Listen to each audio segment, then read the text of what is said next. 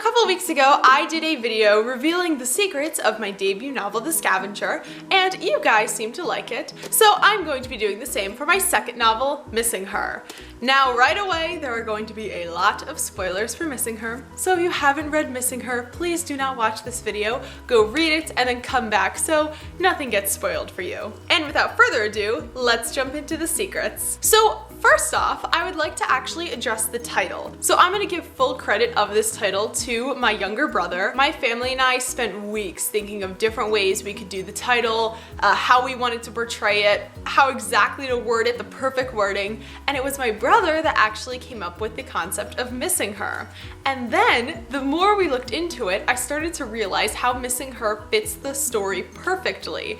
There are actually 3 Missing Hers throughout Missing Her. So I'm gonna finally reveal them to you. The first Missing Her, that's the most obvious, is Vanessa missing Eliza. Eliza goes missing and Vanessa is missing her. The second Missing Her is actually not revealed until the end of the story, when you realize that Vanessa's biological mother, Nancy Harding, has been missing her all these years. I actually even put the words Missing Her kind of subtly in there, not exactly, but you'll see what I mean. So this is the final sequence when Nancy Harding has Jackie, Tony, Vanessa, and Eliza all trapped in the basement and she's talking to them. She's talking to Vanessa here. Harding stepped toward me, shaking her head. I have spent the last 10 years of my life missing you, Brooke. Missing your first words, your first step. Those are memories that they took away from me that I can never get back. So you see, she's talking about missing her.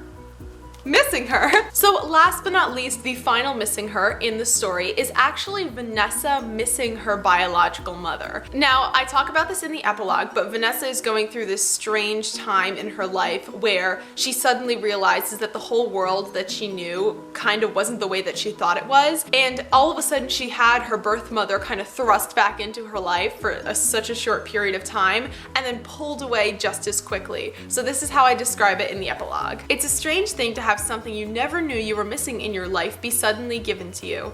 It's an even stranger thing to have that same something taken back as suddenly as it was given. As I stared at the gravesite of this woman, the woman who had destroyed my life when she took Eliza and destroyed the Giordanoses when she took their children, I knew I should hate this woman, should despise her for everything that she did, everything that she took.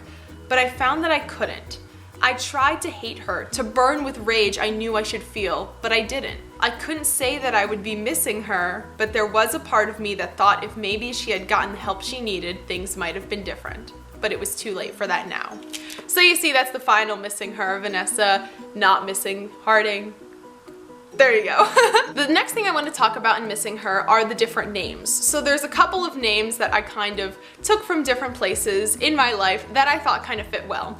First off, there's a character Dwight in the very beginning. A lot of people think that this is a connection to The Office, but it's actually a connection to the indie horror game Dead by Daylight.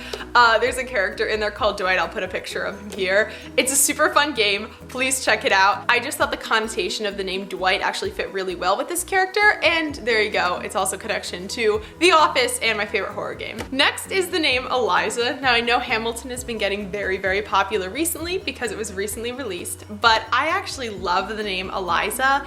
It's just, I don't know, it's very angelic, it's very pure, and those are the things that I wanted to encompass in the character Eliza. But, you know, also Eliza was married to Alexander Hamilton, and especially with the musical Hamilton. I don't know, I just thought it fit nice. There are also a couple of my friends' names scattered throughout, so you may or may not recognize them if you read my acknowledgements super closely. You'll see throughout Missing Her that some of my friends' names are scattered in there as well. The next thing I want to talk about is the party sequence. There's actually a scene in there that's a reference to a book I read a long time ago. So when they're at the party, Trevor comes back with a drink for Eliza, even though it's technically Vanessa in Eliza's body, that sort of thing.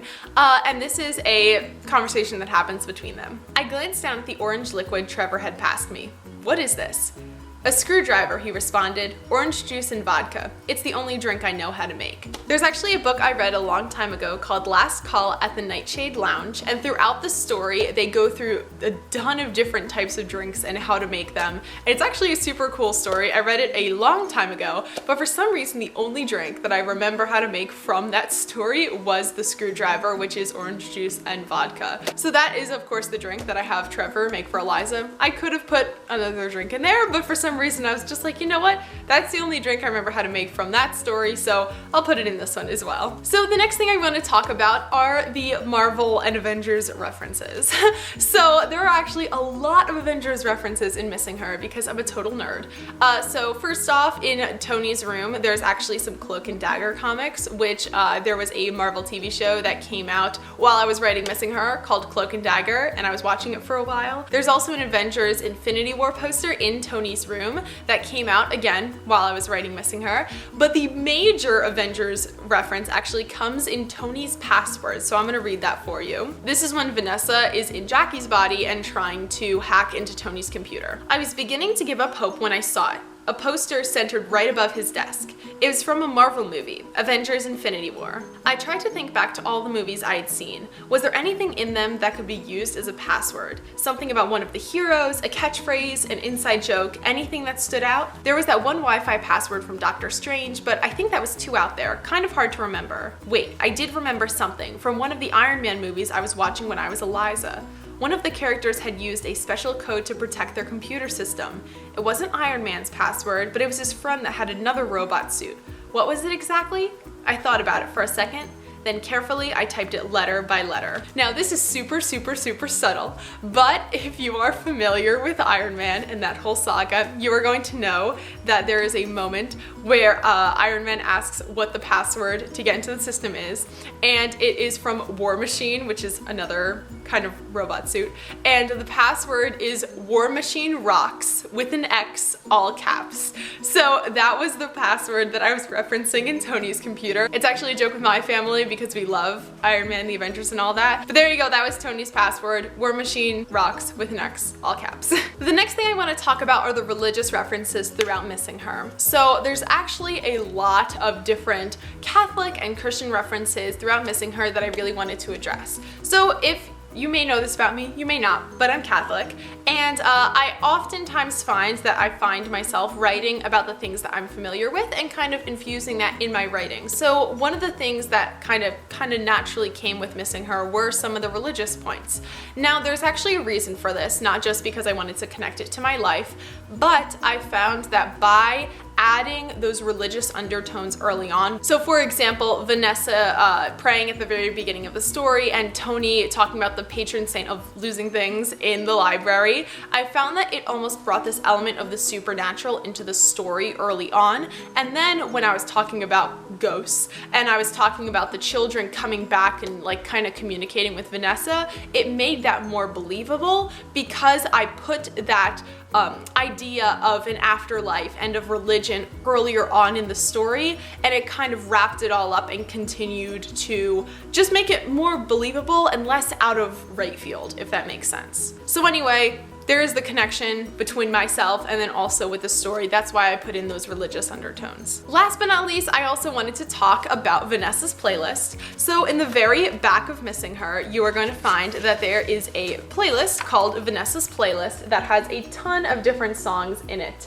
Now, all of these different songs were hand chosen by myself, and throughout the story, as I was listening to these songs, I just found that they fit Vanessa so perfectly, and I actually found moments throughout the story to put them. So some of them I say by name. So for example, the very beginning of the story, I quote, "Wish you were here," because it just fit perfectly in the moment. But there are some moments where I mention an AC/DC song, or I mention like a song with a good beat that's like TNT, that sort of thing.